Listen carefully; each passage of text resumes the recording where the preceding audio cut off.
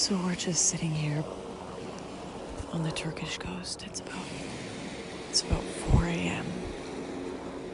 and the traffickers have been notified that we're with the migrants, and they are not happy. There's a group of angry men pointing at us right now that are with the migrants. We've been informed that there's a couple traffickers hidden amongst the group to kind of advise them and talk to the boat, and they want to get rid of us quick. So our security are telling us we gotta get out of here. But up the road, the gendarme, the Turkish police have been patrolling back and forth. We've had helicopters been going above, and we're scared that if we head back that way, we might be intercepted by the police instead. So we're dealing with human traffickers or Turkish police. And it seems like it's going to be a long night.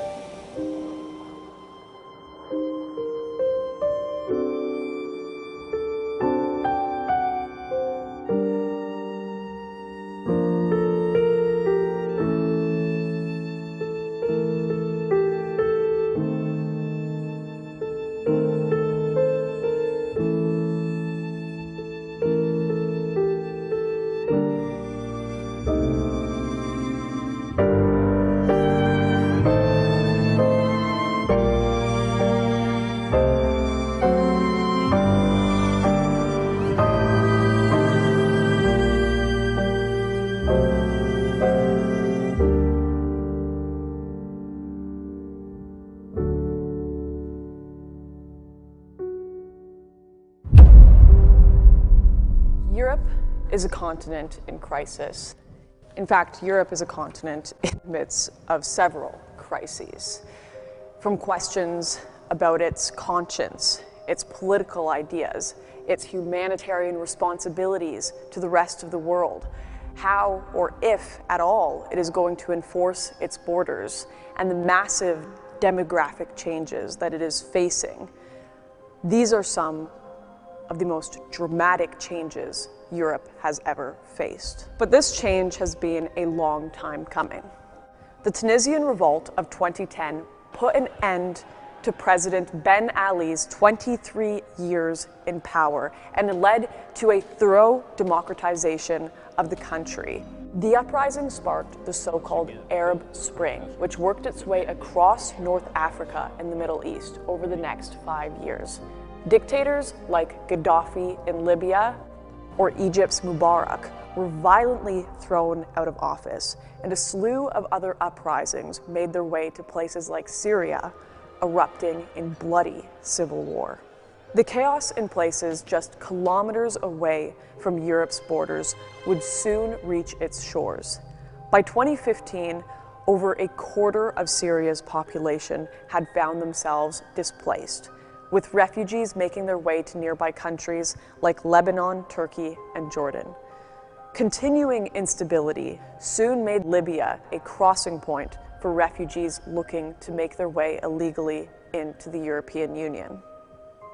So far, the mainstream conversation has been dominated by talk of refugees drowning in the Mediterranean and questions of what is our humanitarian responsibility to people fleeing war and persecution. But alongside this, there has been a second conversation, one asking questions about the women who were raped en masse in Cologne, or of cultural compatibility and religious compatibility. Just how many people can Europe handle? There are so many opinions on this issue from all different political perspectives, but we really wanted to take a look at this without the lens of politics. Just how many people are coming into Europe? Where are they coming from? Who are they? And what has been Europe's response? How many of these people are economic migrants? And what actually happens to them once they arrive on the shores? Turkey saw more than 60% of all Syrian refugee arrivals to their country, more than 3.5 million people. And at the height of the crisis in 2015, the pathway between Turkey and Greece saw more crossings than any other route into Europe.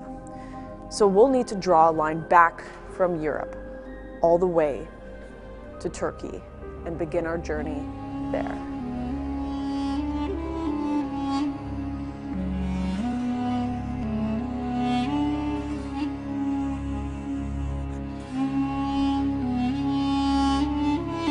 So right now we are in Ayvalık, Turkey, and the reason we're in Turkey is because this is where the migrants coming from all over the Middle East take their first step into Europe, whether it be the islands off the coast of Greece or Bulgaria. This is where it is all happening, where the traffickers are collecting the money and setting them off on the boats, sneaking them into trucks and across the border, where all of this begins. At about 3, 4, 5 a.m., boats leave from these shores in Ayvalık to Lesbos, and we're gonna see if we can track down where they're leaving from, see if we can find the migrants, film the boats, and maybe even film the traffickers themselves. That's our goal here in Turkey, to catch what is going on, who are the people going across, and who is facilitating these illegal crossings.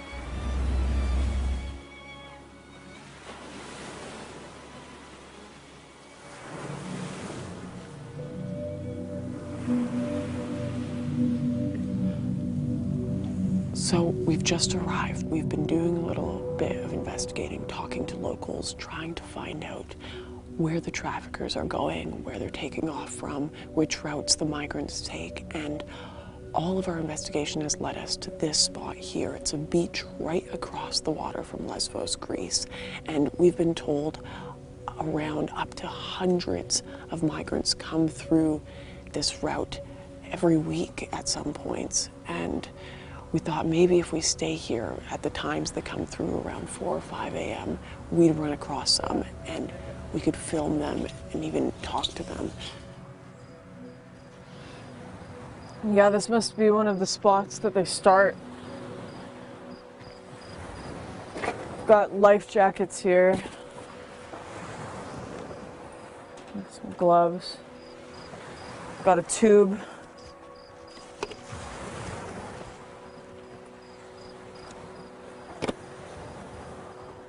All sorts of equipment on this side of the fence. They must hide back here until late, bring the boat over, get people on, and then send them out. It's crazy. See if there's anything else. I'm a little nervous going in there. You want to come with? Blankets, sweaters.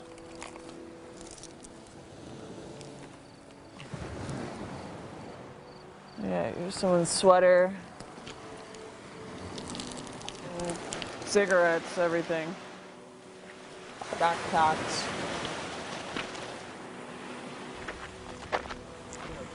We're gonna have to turn off these lights pretty quick here and be super quiet because we don't want to get discovered by the traffickers or the migrants and scare them off, because we want to see what it's like on the ground for these people coming into Europe.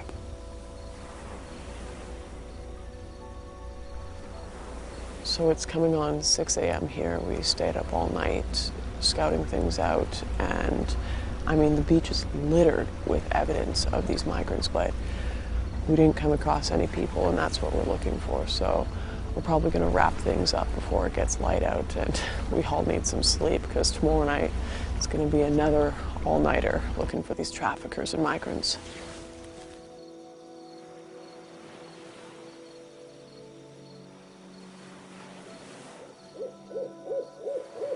It's 2 a.m. I'm in a small little village in Turkey called Kuru Oba, right across the water from Greece, and I'm here to speak to an olive farmer. Apparently his land has become a direct passage for the influx of people to Europe, and I want to find out more, ask him some questions about what is going on here in this tiny little Turkish coastal town. It's very nice to meet you. Thank you so much for having me here. Hoş geldin. Teşekkür ederim. İsmim Mevlüt Soner. My great-grandfather farmed here, along with 4 generations after him. We grew crops. mainly olives. We tend animals, it's farming. It's what we do. The villagers here are busy every day. Everybody works. This is what the village life has always been like here. Before the crisis, the villagers would go to their fields alone to tend their crops. But not anymore. Women especially. They can't go out anywhere alone.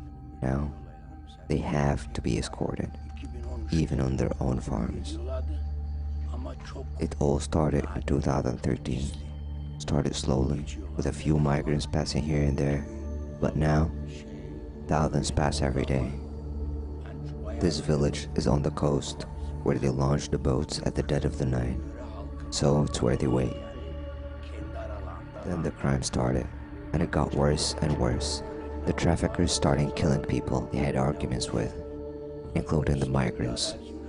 No one in the village could go to their own fields to pick olives. The traffickers had taken over the land, and it got worse. They turned up at my farm, pulled a gun on me, and told me they wanted the deed.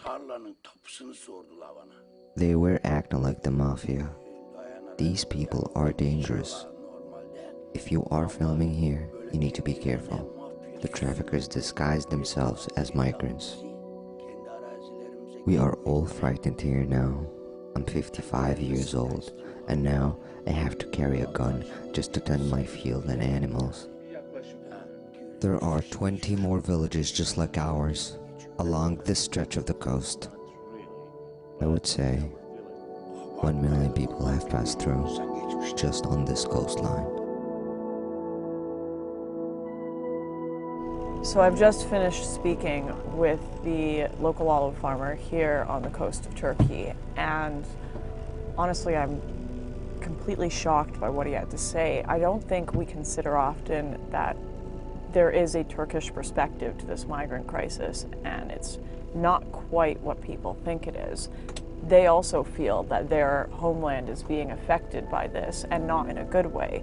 And they're also confused by this open border policy going on in Europe and their own country. That's something that I've never heard of.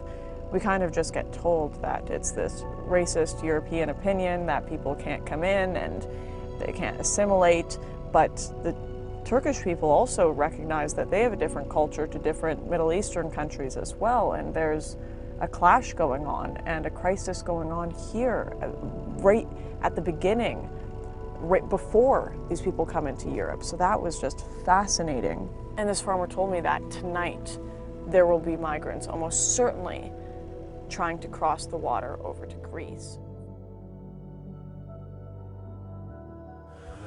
So right now we're trying to be really quiet. We are hiding down a little road. It's one of the paths that the migrants and traffickers usually take to get to the water at about 4 or 5 a.m. and then take their little boats to Greece. So, yeah, I'm gonna lay low and hope that we run into some migrants so we can ask them about their journey.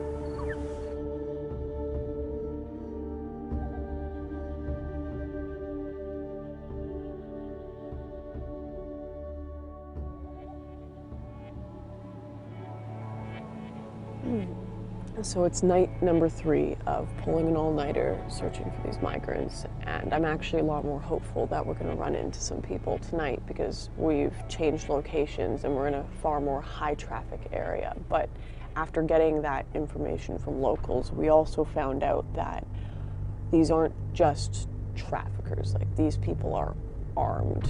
Like, they've come up to people's doors with AK-47s. So as much as I'm excited to potentially run into these people, I don't know what's going to happen if we actually find them.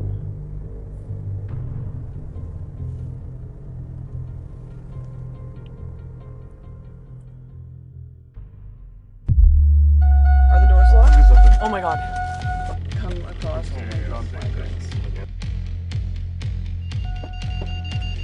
Holy shit. They're refugees? Open the door. Let's follow them down. Open the door.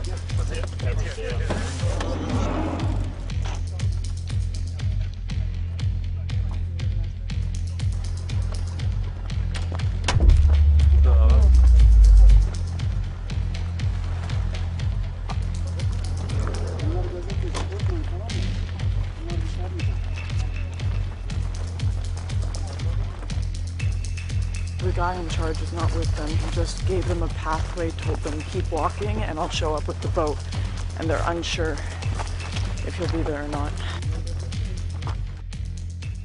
How much you pay? $1,000. Oh, 1,000. They pay $1,000 for each person. Each person. And then they'll take you to Lesbos? Yeah, Lesbos. Yeah. And why do you want to go to Lesbos? because in Afghanistan every time war we cannot go to school, don't have economy, don't have family, don't have anyone in Afghanistan. Why not stay in Turkey? Because we don't have anything, Kimli. No ID, nothing here. Not my family in Turkish. I don't have anyone in Turkish. Oh, is your family in Europe? Yeah. What have you heard about Sweden? It's best country. Best country. I like. I want to go.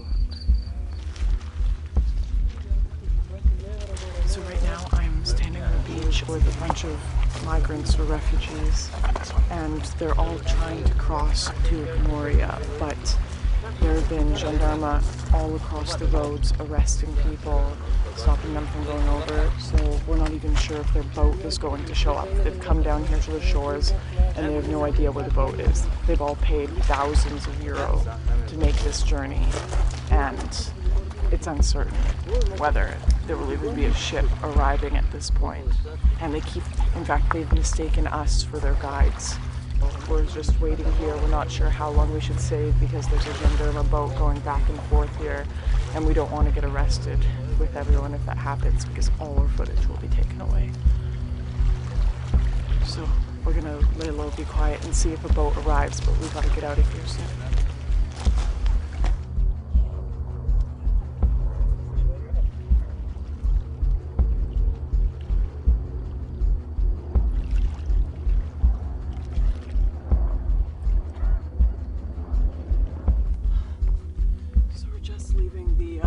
The pickup spot because we don't think there's a boat coming today.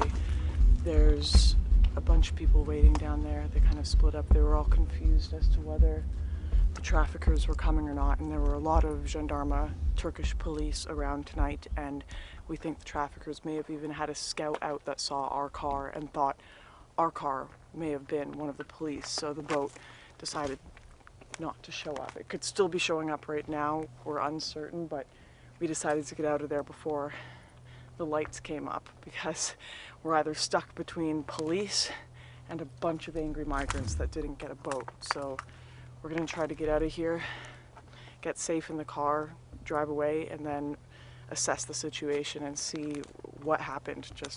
We do not want to get arrested today, and we don't want migrants angry because their traffickers didn't show up.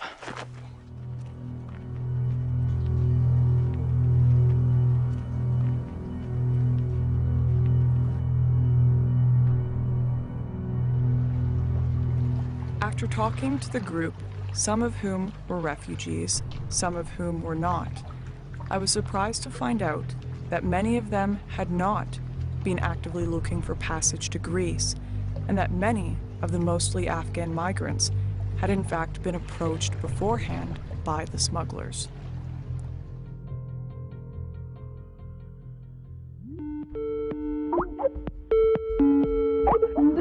Hey, I haven't heard from you in like a week. We were getting a little worried there. Are you guys okay in Morocco? What's going on? We've managed to get ourselves an interview, a frontline interview with one of the guys who actually traffics people, so places them in a boat, puts them on a boat to Spain. It's been pretty hard to get the interview, but he's agreed to do a video interview for us. There's a couple of issues here in Morocco, though. I'm sure you're aware, but filming is really restrictive legally here. It's pretty crazy. There's checkpoints everywhere. So bring the bare essentials that you can to get this done. Break the cameras down. There is some real ramifications if we do get caught. There has been journalists jailed here, and I need to jump on this quickly the next couple of days.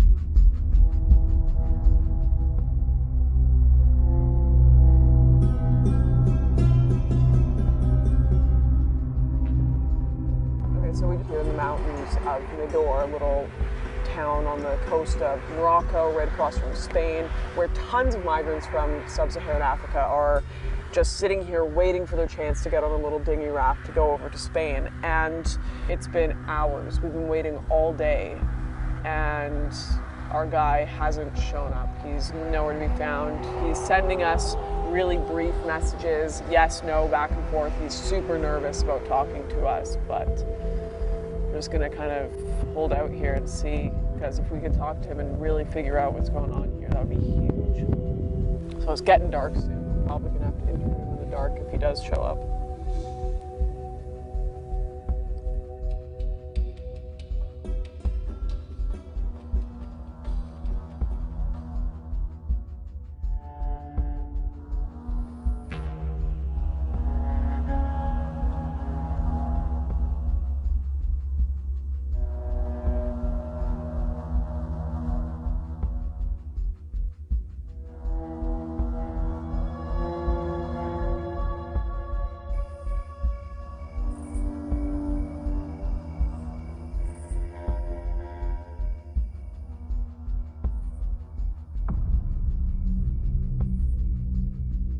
My name is, I'm a Senegalese, I'm 20 years old. I spent 8 months here. How do people get to Spain? People have to spend a lot of money here. They have to spend 2,000 euros. Wow, from Tangier. But it's not guaranteed. When you enter in Spain, you are lucky. When you don't enter, you are lost the money. You try again to have another money to go. So you can pay more for a guarantee? Yeah, the guarantee you have one bank. Everybody, 2,500 euro, 2,500. You have when the boat enter, the boss have a lot of money. How many people are sent over to Spain from here a week or a month? One day you can have 500 person. One day you can have 500 person, but the months you can have 2,000. Why don't people legally apply? Why don't people try to go in legally? Because of, in our country it's so difficult to have a visa. It's so difficult to have a visa. When you have money to give the government. Is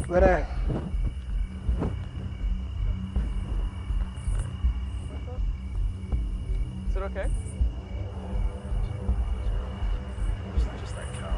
Just watch that. Stop there. It's coming in. So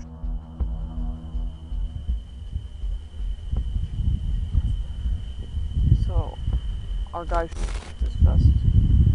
one off. We just had a local farmer pull up, and the car coming out into this field with the light on.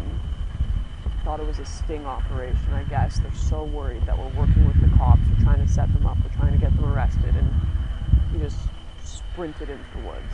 And he's got a lav mic. He's gone. There's a good chance he's not going to come back. He's going to think that this is all a setup. We're going to lose and burn all of our contacts in this area. So he actually came back, which was awesome, and he brought the lav. So it looks like we haven't totally burned our contacts there.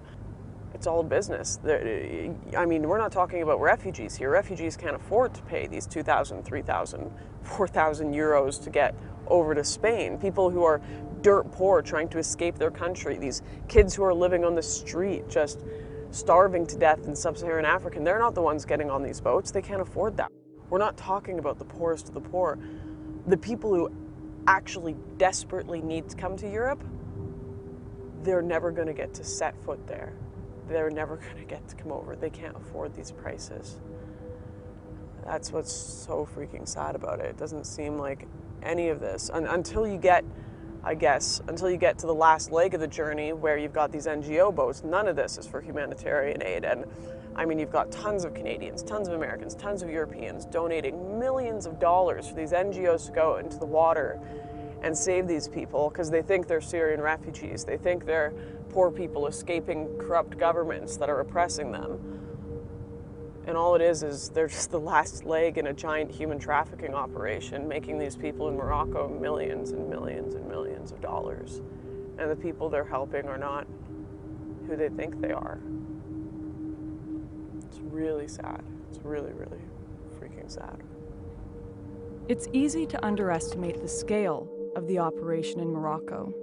But when you add up the figures, it becomes clear that these numbers add up to more than 100,000 euros per boat and millions of euros every week. One route that is particularly interesting are these two Spanish enclaves nestled on the coast of Morocco, Ceuta and Melilla. Every day, thousands of legal workers make their way back and forth across what is becoming known as Europe's most fortified borders. It is increasingly becoming one of the largest crossing points in 2018, with thousands making their way to the enclaves and then into the EU Schengen zone.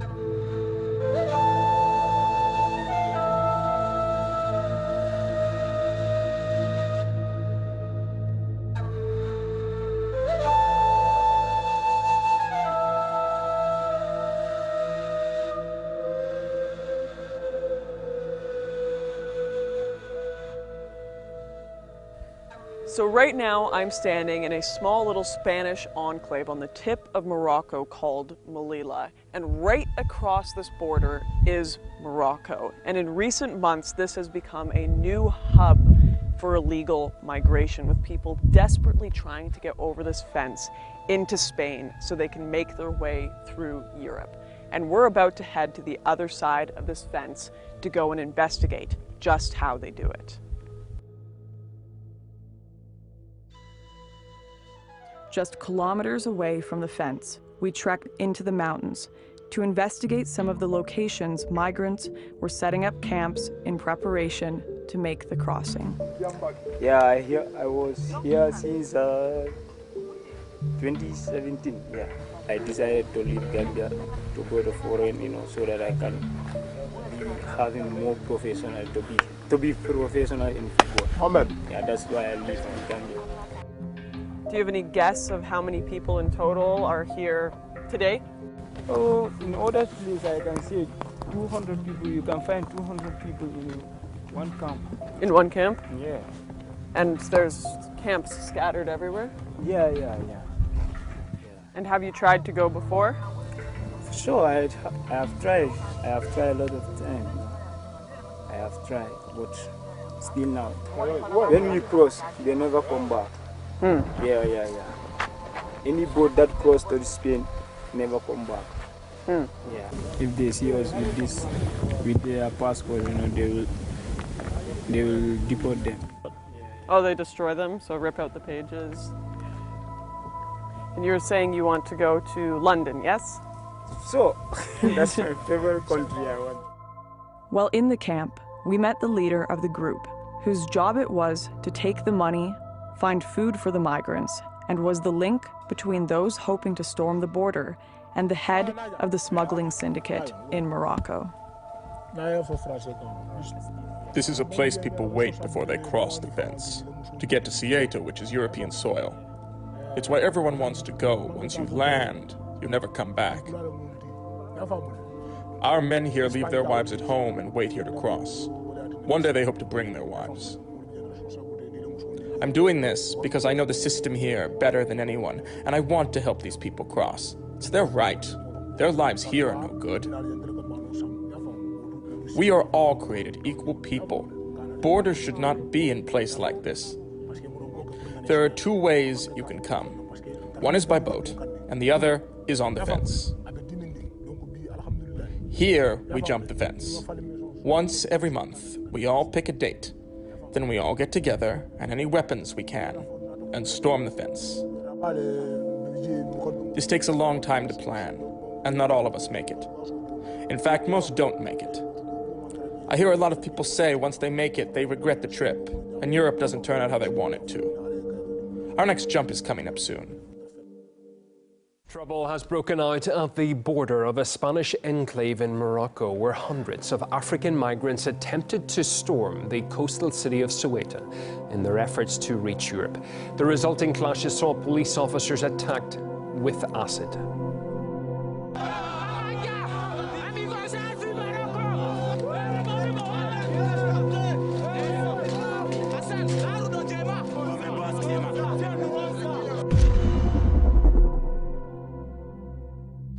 So we need to talk about Moria. It's one of the single issues in this crisis to receive almost more attention than anything. It's this small little refugee camp about a 15-minute drive inland on the Greek island of Lesbos. And this small camp has processed and received hundreds of thousands of Europe's refugee asylum applications. It's a processing facility that's designed for about 2,500 people, but realistically holds around 10,000 in small tents surrounding the actual facility. And the news reports that are coming out of this place are horrifying.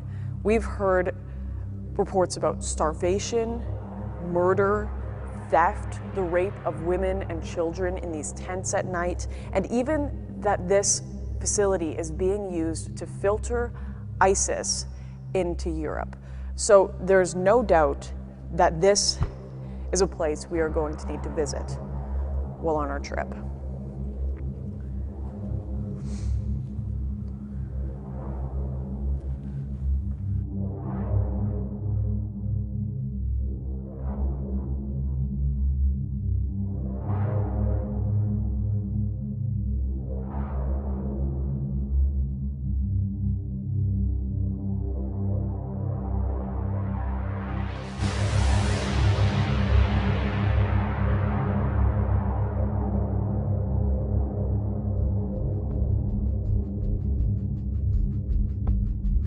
The camp is completely full. Oh, inside is completely full. How many people? Here on all the Moria, just I think nearly 11,000 people. 11,000. Wow. Yeah, they was present. How many people come per day? It depends. Some days come 300 people, some days 100, someone else, 50. No security from beginning from here. No security from there to there. Nothing. Is it quite dangerous? Quite dangerous. Not security. Sometimes they become fighting between the refugees. Not security. Moria, no good. No good. Moria, no good. No, Greece, no good. We cannot compare between Moria and Yemen. You know, there is war and there is also here problems and no safe here. This place is not safe. We escaped from our country because there is no safe, and we came here no safe also. So no difference. No difference. Is it dangerous here? Yeah. What's dangerous about it? Lots of fighting? Do you regret leaving Afghanistan? Yeah. Yeah? Yeah. You wish you stayed in Iraq? I wish I stayed in Iraq. Do you wish you stayed home? Yeah, why not? Did it cost you a lot to come here? Yeah. 1,200 euro. 1,200 euro to come here from Turkey? Yeah. For me, 500. Some people maybe 1,000. 1,000 euro? It's a business. I think it's a business. The camp is a business? Yes. But they are paying for a smuggler. They are passing the borders. Almost $2,000, $3,000 they're paying for each person. And where do you want to go to? After here? Yeah. Maybe to Belgium or Iceland. Belgium or Iceland? This makes problems, you know, and at the night maybe some people come kill you while you are sleeping. Has that happened before? Yes, it happened. You know, many people killed and hated while they are sleeping. Food line. And are there fights? Yeah. Oh my God. Every day.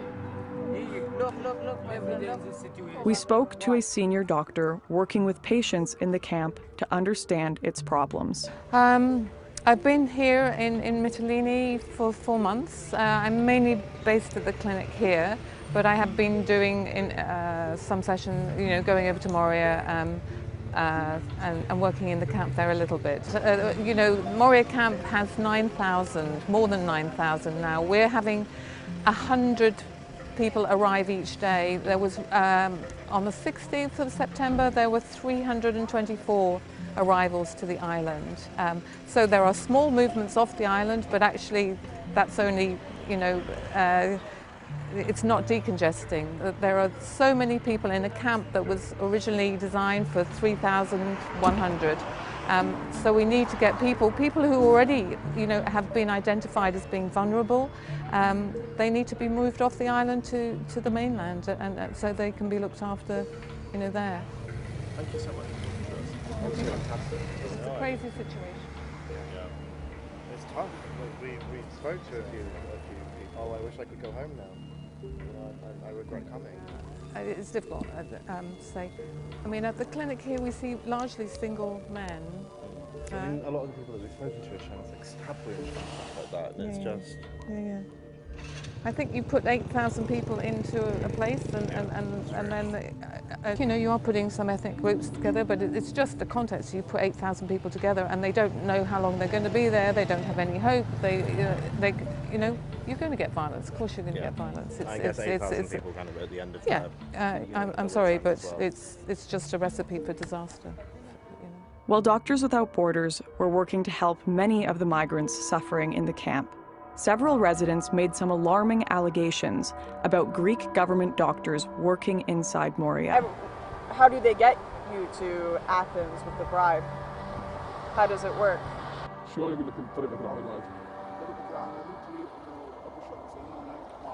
There is someone, a guide, you talk to him, and he told us, if you want to take our advice, I can't take you to the place, okay? He guided him to the doctor and make a paper for them and wait in 2 weeks, 1 month to get these papers of passing. So after that he can pass. So the doctors make them? Yeah, he take a bribery. Also. After reception there is many people told us to come to the doctor. You can sell this advice, you can buy advice, or we can take you to the doctor. He can do something good for you to take official paper, to go pass from him. So is the official paper like a medical form? Yeah, medical form. Yeah. So he'll say you have... You have problem, you have cancer, you have something bad, you have dangerous illness, like a cancer, like something else. You have a problem in kidney, you have a problem in heart, like that. And then you have to move to Athens. Yeah. We must be moved to Athens. As troubling as a potential bribes for passage scandal is, what we heard next was deeply concerning.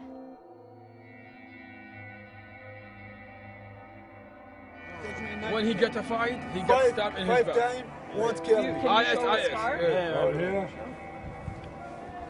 اشرح له الكنزه يا كاظم. هاي يسموها 111 كذا 3 شفرات يطبقوها سوي. ضربه على راسه. Fight every camera problem. We must put a camera. Fred, if you want to protect people, put a camera at least. Big problem here, no give me medicine. To distinguish the criminal. I want to speak just you. Distinguish the criminal. How do you know it's ISIS? You can come to me and my team. How do you know it's ISIS? Maybe 1,000, 2,000. IS. You mean IS? We will come to your tent and you can tell us. You said you know ISIS is operating in this camp. يقول لك يشتغلون هنا الموجودين هنا طالبين لجوء يعني جاي هنا يطلب لجوء حالة كائلة. Asking for refugee. Why? They are here. Because لأن مهزوم من سوريا. Because they are defeated in their countries. So they are looking for refugees. They're looking for a safe place. They are here. They can raid, they can kill, they can steal. And they have monster face. كلهم مسلحين عندهم. They have knives. And they are causing violence in the camp. Something bad, weapon.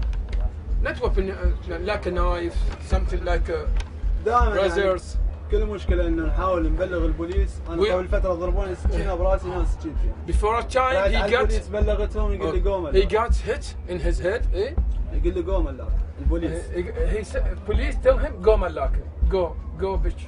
They do not care about our life. Okay? And they don't care that there are radicals in this camp. Radicals, yeah. We told them to put a camera. We told them many times to put a camera at least to protect ourselves. Okay, we thank them. Okay, but we need a protection at least. Protection. We appreciate what they do. Food, okay, they are providing food, but we need the very important thing is the protection. Protection.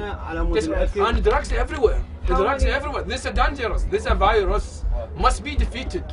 There are, you say, something like 11,000 people here. How many would you say are ISIS or criminals?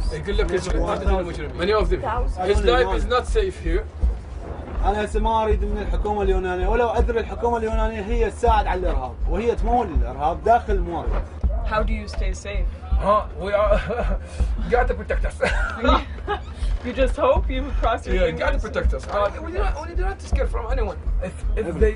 If the government put a camera everywhere, they will discover everything. They will find out everything. Just a camera. معنيين يعني يقدرون يساعدونا احنا مو كل ما تجي الصحافة نحكي والفيديو ما راح يطلع ما راح يظهر. Many of you came here, didn't send the message completely. حياتي معرضة للخطر. من دخلت من شهر الواحد اليوم انه انا حياتي ما فد يوم انه نمت نومه مرتاح. He is atheist. He doesn't believe in any religion. His life under danger. Because you're atheist? Yeah. As he says. Is majority of the camp religious? Yeah, majority is the Islamic, but he's scared from the ISIS. He's scared from the radical fanatic Islamic. ISIS. لا أخذ شغل خيمة تفتر عليها من الداخل ومن الخارج كلها مشققة يعني من كثر ما دخلوا هنا. Many people attacked him and using a knife against him. Because he's atheist? يقول لك شنو السبب؟ لأنه أنا ملحد. لا, because he is atheist, as he says. And if you are, do other atheists or Christians get attacked in the camp? مو بس الأثيست حتى المسيح. also Christian? also Christian وبعد الجيو. الأقليات لا minority? الإيزيدية الأكراد. إيزيدية أكراد؟ إيش بيهم؟ الأكراد هم يعني أكو تقريبا 4 أكراد انقتلوا هنا. موجود أكو فيديو. يقول 4 people from the Kurdish have been killed. The Kurdish people? Kurdish, as he said.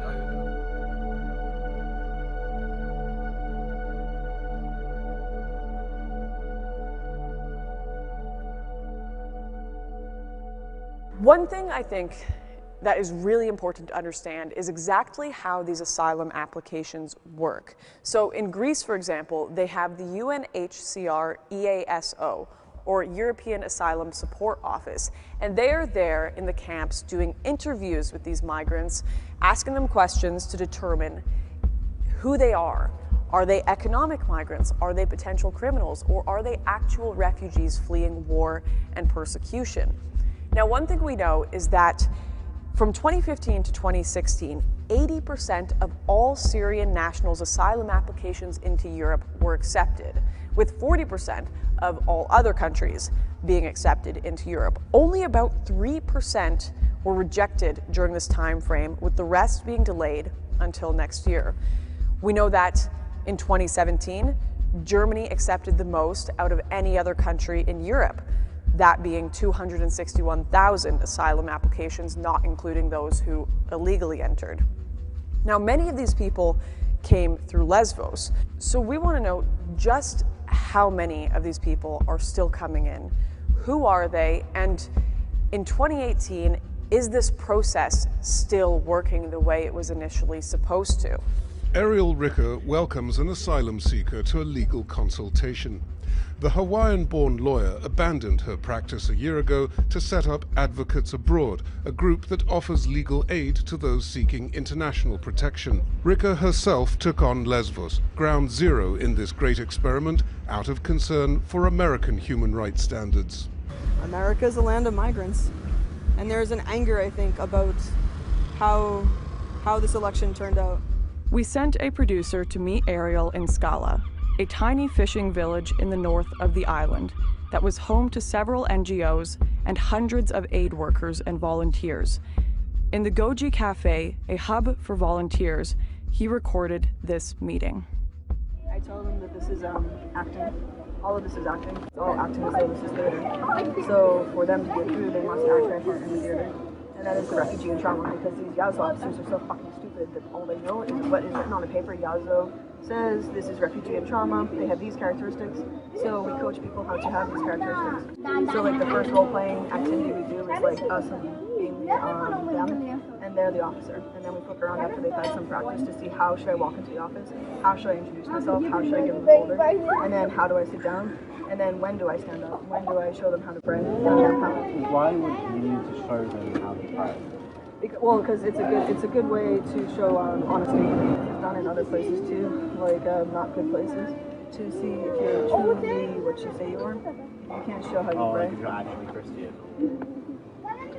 Oh, so if you're saying that you're like fleeing persecution, then you should probably know how to be, praying that way.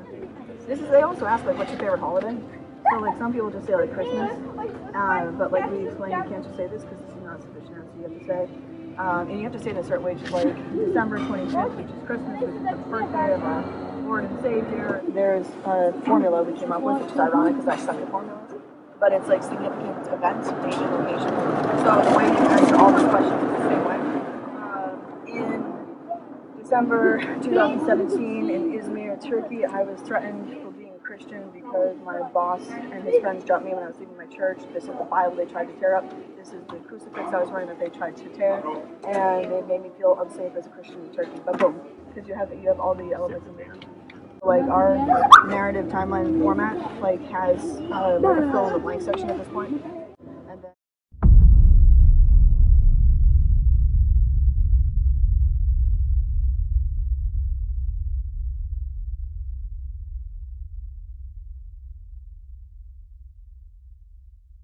Now, a video has been released allegedly showing the executive director of a major NGO which provides help to migrants discussing how she teaches refugees to lie to border guards.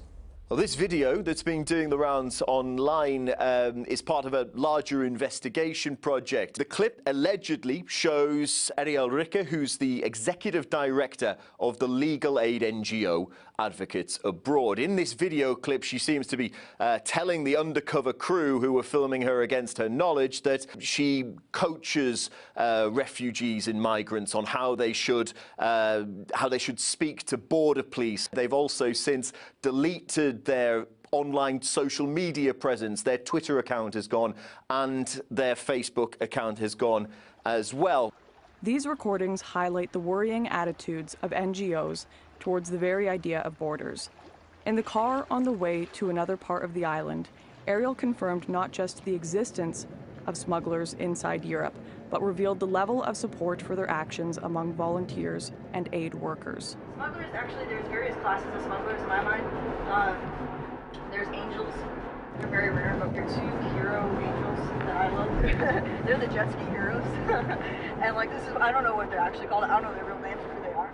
But they both have been arrested, like on and off. Like the jet ski hero of Izmir was just arrested actually here in Lesbos the other day. So his deal is basically he doesn't charge except for what the petrol costs to get from Turkey to here with on a jet ski. Wow. And he takes them on his own jet ski personally, and he drives them from Izmir to here and drops them off. And then he skirts off into the night with his little jet ski. Oh, I love him so much. And he's done it like thousands of times, and so it's taken thousands and thousands of people.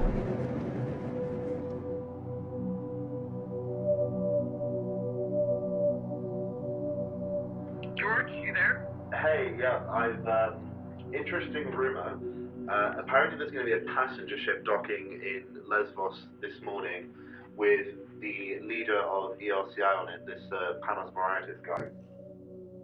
Yeah, he's the one that's in hiding from police for the last little bit. Apparently he's going to be on this boat.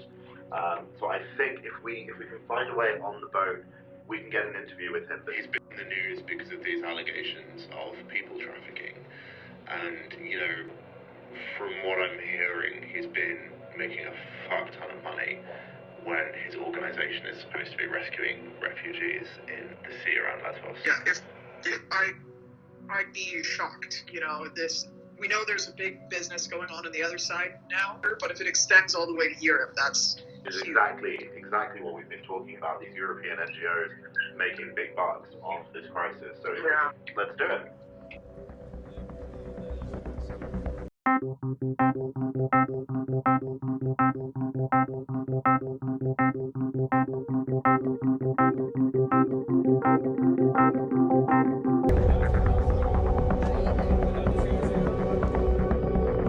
Could you just briefly tell me what the charges are?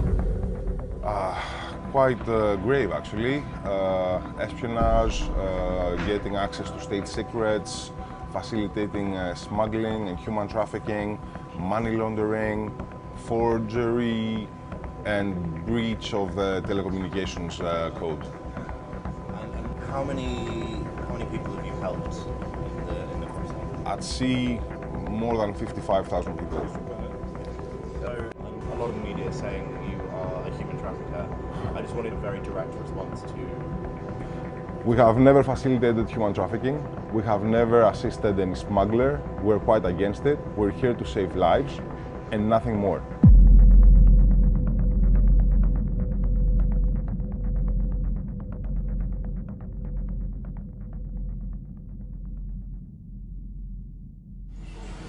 They said that we were actually money laundering, unknown sums of money. And the press in Greece said like 500 million. And in reality it was 500,000 euro, which if you engage with NGOs, you know, it's a small amount of money actually, for 3 years. Wow. But we were laundering it. So I've just gone back to watch some of the footage, the interview we did with Panos, the head of ERCI, and I'm listening to the undercover recording we have now. Panos denied all of these allegations to the police and publicly. He said they were partaking in no money laundering at all, and I'm pretty sure I just heard his lawyers say to us on tape they laundered $500,000. I'm just also really alarmed here that his lawyer is telling us that laundering $500,000 is nothing compared to what other NGOs do. I don't even believe what I'm listening to right now. I don't know. Is this a one-off thing? We have a lot more investigating to do on this island, that's for sure.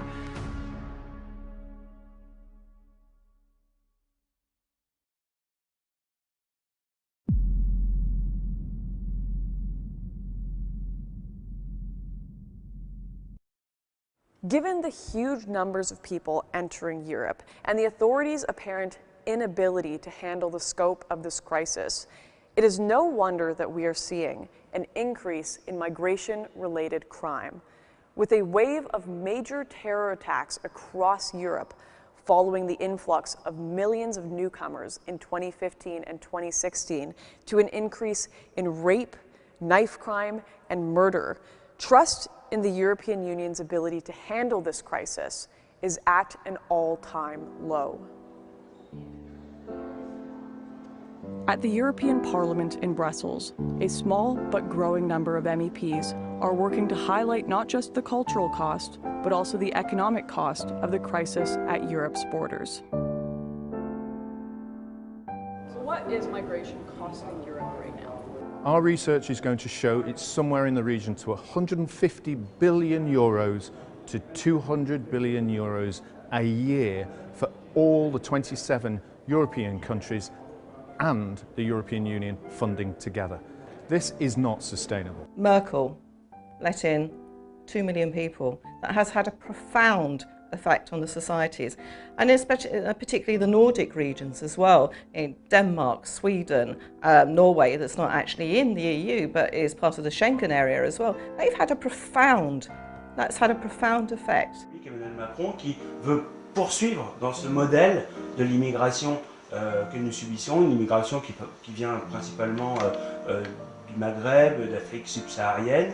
Et évidemment, cette immigration, elle a des conséquences dramatiques, des conséquences économiques et sociales très lourdes. La France, elle compte 6 millions de chômeurs, de personnes qui cherchent un emploi, plus de 9 millions de personnes qui vivent en dessous du seuil de pauvreté. Donc évidemment, ce sont l'une des conséquences de l'immigration.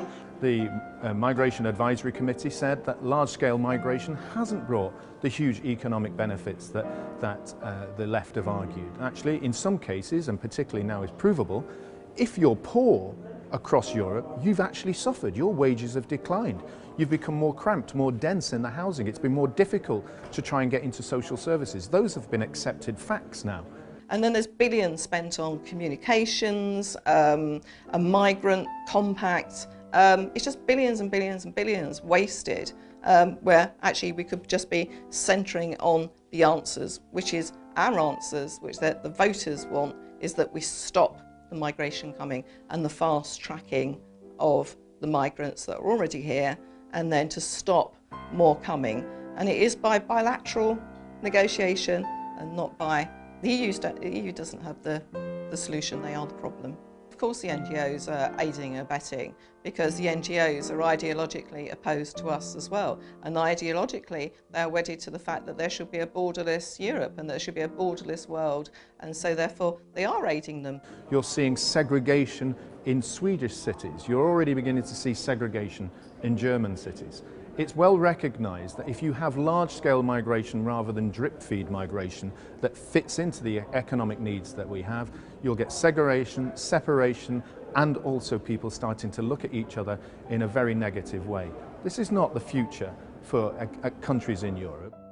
In some of Europe's often overlooked outlying countries, militia groups have taken it upon themselves to bolster Europe's professional border security, often patrolling the deep forests at the continent's far-flung borders.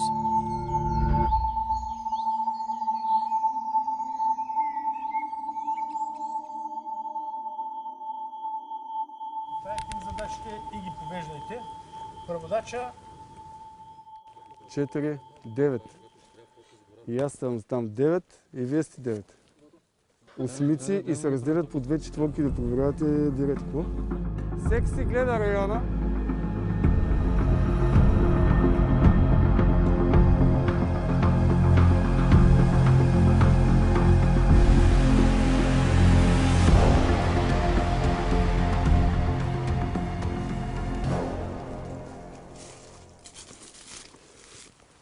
Просто на такова разстояние не е малко, много постоянно се виждаме. Винаги трябва да има визуален контакт. Разбираш, постоянно трябва да се виждаме, така вървите, ако аз тръгна нататък, ще тръгнете, аз ако аз тръгна.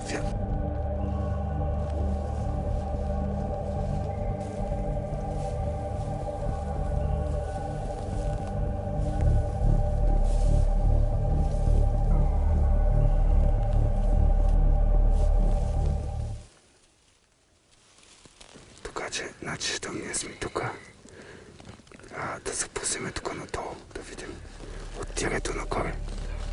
Тук е изби от горите на пътя, а тук е запринала скоро тук. Това е асфалта.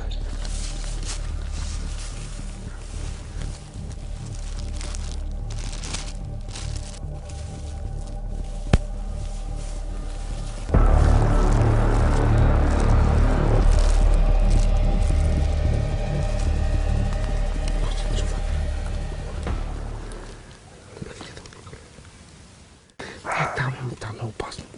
Виж, тук са, да спечатка са. Опасно. Стои ти казвам, че не валя. Сержант, чуваш ли ме?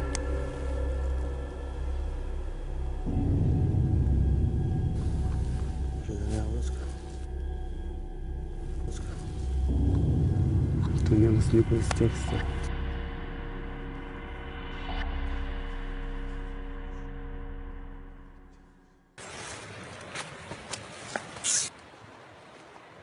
Турки!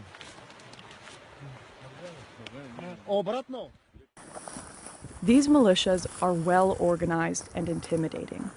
With mixed support from local and national authorities, many of the men carry only airsoft weapons, but to migrants detained in foreign territory, the effect is just as powerful. Аз самия съм професионален военен, professional military. Завършил съм военно училище. От много години съм извън армията, не се занимавам с това, ветеран съм от армията. Занимавам се с осигуряване на комплексна безопасност навсякъде по света, охрана и разследвания. Complex Security Services and Global Investigation, my private work, business. Но заедно с тези хора, които също са хора преминали през армията, някои от тях не са. Те са граждани, учители, историци, лекари, професори, които в момента ги обучаваме заедно с нас.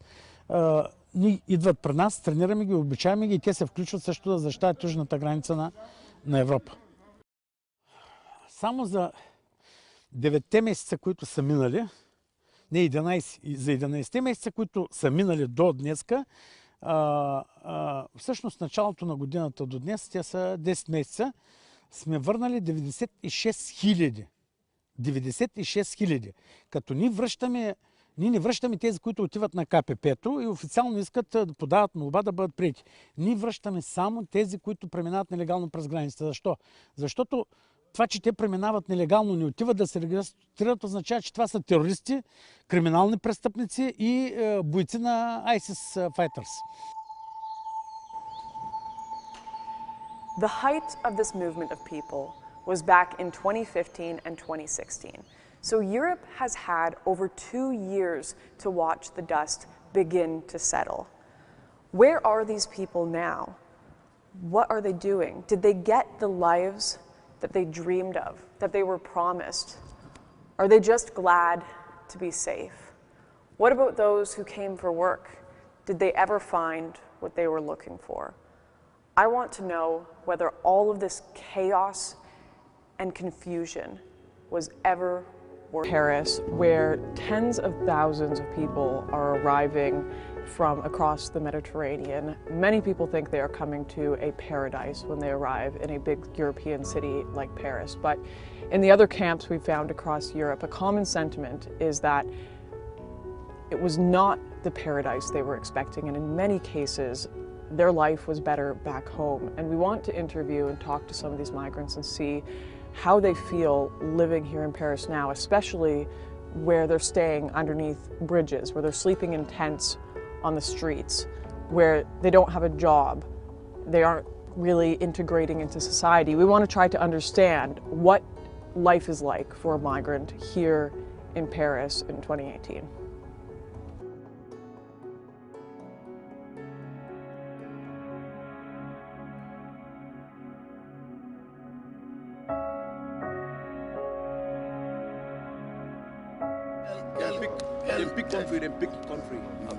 Okay.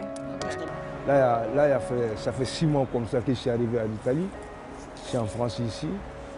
Je n'ai pas de travail, je n'ai rien. Et voilà. Malgré on parle de français, mais on est arrivé à la France, on n'a pas, jusqu'à présent, on n'a pas trouvé refusé, on n'a pas trouvé. Au Mali, tu vois, non, le Mali me manque. Surtout le parcours que j'ai fait, je viens sur la mer, tu vois, non. Donc je sais que je prends ma vie à risque de venir à la mer, tu vois. Non. Et à ce temps que j'étais au Mali, je n'ai jamais pensé Europe comme ça, surtout la France, tu vois, non. Donc j'ai pensé que c'était un grado, quand on vient, on va trouver des maisons, on va trouver du boulot pour travailler, pour envoyer quelque chose à la famille qui n'ont rien, qui ne mangent pas à leur faim. Je pensais que c'était dur, mais je ne pensais pas que c'était plus dur que ça. C'est une erreur, c'est une erreur. C'est une grande erreur, c'est une grande erreur. Tous les Africains qui viennent, surtout avec la mer là comme ça, tu prends tes vies à risque, tu vois ce que je dis là-dedans, d'aider encore et voilà. Tu viens en Europe aussi, tu peux faire 7 ans, tu n'as pas de boulot, tu n'as pas de travail, tu n'as pas de papier. Tu vois, et voilà quoi, c'est une grande erreur. Unable to claim asylum, unable to go home, migrants and refugees alike have found themselves stuck between a rock and a hard place. The truth is, nobody wins in this situation. But what about other countries? What happens when a refugee is granted asylum or a migrant is accepted by the state?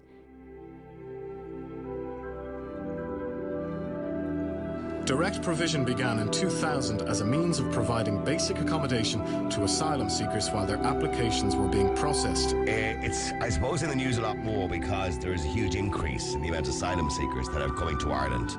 As well as that one centre, 500 asylum seekers are also living in hotels and B&Bs around the country, and thousands more are living in other integration centres around the country. And this is the Grand Hotel in Wicklow.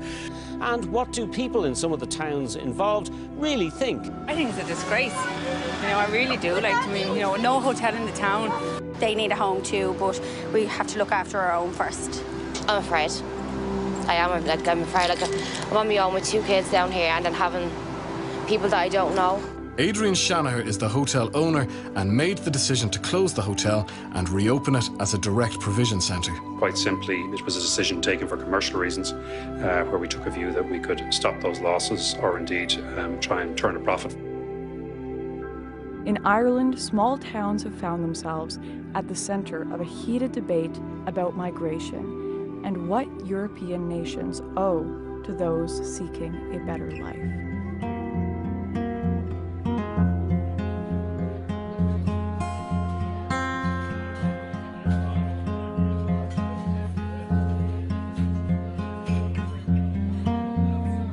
We're kind of a forgotten town at the minute. For a county town, it's probably, other than a bit of crack and a few points, there's nothing much in the place. It was misrepresented to the people of the town, and that a lot of the migrants who are living in it are not, they're economic migrants rather than genuine people who are oppressed or something of that nature. I don't know whether that's really true or not, but that is a commonly held belief. It wasn't a great thing to happen to the town, purely because we have no hotel, but it's not the right place for these people. They should be in lovely housing, apartments where they can do their own cooking, cater for themselves, and just mind themselves. That's all they want to do. Well, I suppose it's your hometown. You don't really want to, you just want to see people having fun, having crack and a bit of laugh, but like, we don't have choice in this. It's up to the councillors and all that. They're our voice, but it just seemed to go unnoticed. And like, for a hotel to go into town, I don't understand it. Initially, I mean, everybody got a fright. There's no doubt about it. We got a fright. There was absolutely no notice. And all of a sudden, the hotel's gone, and we have 100 single men moving in. No doubt about it that there's a generally held belief in the town that we're not being looked after properly. We weren't told, and it was absolutely disgraceful, but the county council here don't start me on it. They're a law unto themselves, and I have to be very careful what I say because they could sue me. It just seems to go, it goes from bad to worse. The amount of people that are becoming homeless at the moment is unbelievable. It's heartbreaking to see people coming to you who are lovely people and they've nowhere to live and they don't know what to do, and you can't say, listen, I can get you a house. The rental market has gone sky high. The rents are sky high around Wicklow, so it's not reachable for people. I think there's 4,000 people on the housing list in Wicklow. Obviously, there's a provision centre that's opened up in Wicklow, and a few of the people that we've spoken to have kind of expressed concerns over funding. No, not answering that. No, not answering that. Not answering that. Okay, is that just because... No, I'm not answering that. No, I'm not answering it. Can we just stop that for a minute? Yeah, of course. I'm an investigative journalist based in Dublin, and most of my work has been around investigating corruption within the institutions of the state in Ireland. In the past, I would have written quite a lot on the fate of refugees, and I'm talking about genuine refugees, and to the point that I actually won a national campaigning award for my work on the rights of asylum seekers. So I have been very much I suppose, on side with the plight, of course, what journalists wouldn't be, of real refugees leaving war zones. Because we now have a serious housing crisis in Ireland, and we've had it effectively since the crash in 2008. We never had homelessness per se, at least as far as I can remember. I grew up in the 70s and 80s when we had a brutal recession, but I never remember people sleeping on our streets. And in the last few years, we've got this now in Ireland, and it's shocking and devastating to see people in a first world, very wealthy country being reduced to living in tents, etc. So then when you start to study the statistics, you see that 1 in 3 social housing units is going to a non-national. And then you start to look more closely and you see that a lot of our resources in terms of healthcare and education are also being used by people who are coming here at a time when we are not able to look after our own people properly. And to me, when I looked at the figures, I have a background I studied economics in university, and when I looked at the figures, I said, hang on a minute, what are we doing inviting the world and its mother into Ireland when we cannot look after our own people?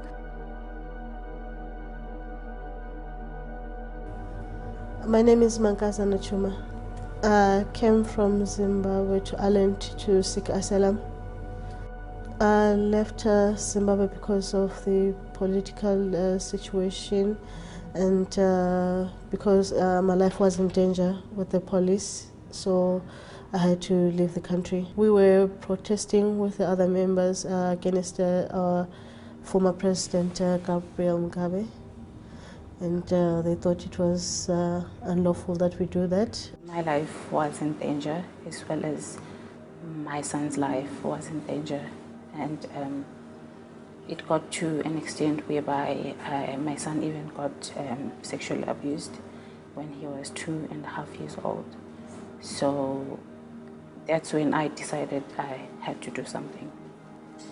At first I didn't know where I was going. I just what I knew was that I had to leave the country, and I paid a Nigerian guy.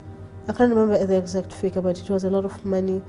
I had to pay him to do my passport, which was a fake one, though it's not mine. And he bought my ticket as well, and he gave me the ticket and gave me instructions as to what to do exactly. I went to South Africa. And when I got to South Africa, I got an agent. That agent helped me to come here, and he only said we were going to Europe, but he didn't say where in Europe. He also gave me instructions that I must tear the documents because they're not my documents originally. And he also told me that if I arrived here with those documents, I could be arrested because it's against the law. So I tore the documents and I flushed them in the toilet. Why was your life in danger? Because I had a friend that was a lesbian, and she was my best friend. And we had like some pictures together as a friend, though she was known that she was a lesbian. So they assumed I was the partner. And so there were people that were looking for her, and that's why they came to me asking about her. And I told them I wasn't her partner, so that's where the whole thing started. And on the sexual abuse, they said it was their way of correcting me doing what they did to my son. Most of the people have been welcoming here in Wicklow, but there is some people that are still not yet opening their arms for us. But we hope at the end things will be better with them. They would understand us. I'm grateful because my son got all the help that he needed. He got to see doctors, psychologists, and if you could give a message to the people of Wicklow, what would you say? Well, I would say they have really nothing to worry about when it comes to us because we are harmless, and we hope that maybe with time they'll get to accept us. I feel very nervous, yes, because the owners of the land, they're struggling with housing, and what more of a person like me, a foreigner, that's coming into their place, you know. And when I look at it, sometimes I feel like it's not fair that I've got accommodation and some of them, they're living in the streets, you know. You know, not having like more foreigners in your country or asylum seekers like us, I think, and them will be thinking maybe we'll be getting their jobs in the future, or with the housing thing going on now, the crisis, so it's going to be kind of difficult for them to accept foreigners coming over to their place. There are some difficulties, there are some welcoming hands as well, so because I don't blame them, that's exactly whatever we can do. Even me and my country, if I see someone who is a foreign, it's not going to be easy for me to accept them. So I don't really blame people who don't accept us, but I respect them for that. You can't have open borders when you can't look after your own people. I've spent a lot of time travelling around Ireland in the last few months, talking to communities very rural communities that feel very threatened. And of course, it's rural Ireland. Rural Ireland is the heart of Ireland, because our cities have become so multicultural that they don't even feel Irish anymore. You go into a shop or a hotel and the chances are you will not be served by an Irish person. So rural Ireland is where you get the real Ireland still. So people are very frightened.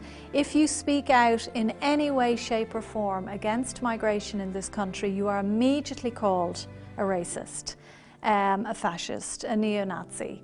It's disgusting. But this is all being done because there's big money behind mass immigration into Ireland, as there is across Europe. This is all about money, because these people don't care about the migrants who come here and end up homeless. So it's terrifying for rural Ireland, terrifying. And they see their towns and villages changing utterly. They see mosques going up. They see, you know, things that to them are just completely alien, and they feel under attack, and they have every reason to. We have one tiny little island, okay, to call home. That's all we have. We never went and colonized anywhere. We just have that. We have 60 million in America who claim Irish heritage. And even though many of them or their parents or grandparents were forced to leave because we have always had a history of emigration, they would someday like to come back here, and their children and their grandchildren and their great-grandchildren, and they have a right to come back and claim their Irish heritage. We have many millions more living in the UK, Australia and New Zealand and across the world, and they too have a right to call this island home. So I'm sorry, no disrespect, but Ireland primarily should be for the Irish people due to the nature of our very unique culture, the fact that we were colonised for nearly a millennium by the British. We fought hard for our independence. Now we have it, 100 years, and what are we doing giving it away again? Makes no sense.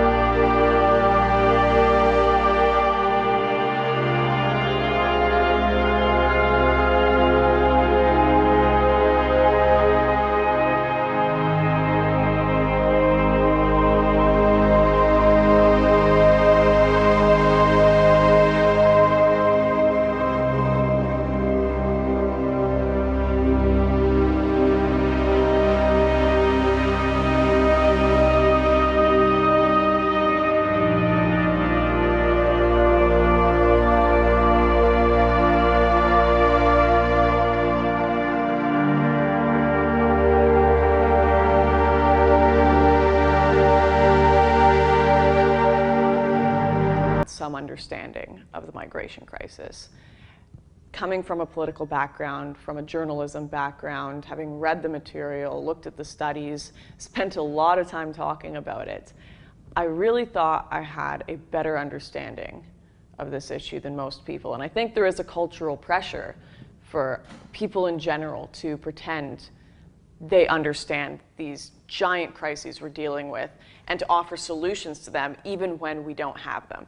And I can tell you right now, being on the ground for 4 months, meeting these people, being in the middle of these shipments, these NGO operations, the camps, all I have discovered is this is all so much more gray than I ever could have imagined. Are these people invaders? Are they intent on destroying the Western world? No. A lot of them are like you and me, just born in very unfortunate countries with unfortunate situations that they have hopes and dreams of leaving. Are they refugees? I can't sit here and lie to you and pretend that they were. A lot of the people I met, I think the majority from countries that weren't in war, people that had enough money to be able to buy a ticket to get on these boats, who had sold houses that they owned in their home country, who had businesses in their home country. But they certainly weren't coming for the sole purpose of just invading the West, pillaging its resources, or because they wanted to escape some sort of terror. And these are the narratives that are sold to us by the media, that they're either escaping terror or coming to pillage Europe. The truth is, they have been sold a lie. Human traffickers, the media, how they portray Europe to these people is it is a paradise. These migrants truly believe they are coming to paradise. You know, you have all these people who are constantly chanting open borders, who want to help, who genuinely in their hearts believe they are doing good, and they show up at train stations holding signs that say refugees welcome, they knit them blankets, they bring them baskets of food, and they just think that bringing these people in is the most humanitarian and beautiful thing that you can do for both Europe and these migrants. But where are they when the cold French winter sets in? Where are they when these people are sleeping under bridges and living on the streets? And eventually, when we figure it all out, you're going to have a very broken and poor Europe and a lot of hungry, homeless, lost and displaced people who were sold a lie. And a lot of very wealthy, evil men. And this is the story that I didn't expect to find going on the ground, but it's what we got. The story of a borderless Europe is one where nobody wins.